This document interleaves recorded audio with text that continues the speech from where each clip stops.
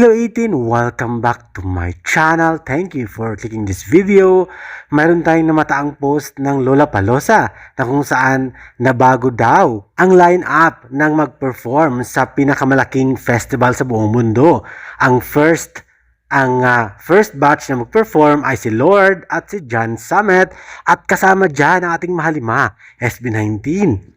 Marami tayong nababasang komento na ang nag-perform sa Coachella ay mga malalaking singers like Sabrina Carpenter, Madonna, Justin Bieber at marami pang iba. Unlike sa Lollapalooza daw ay hindi masyadong sikat ang mga naka-line up na mga singers.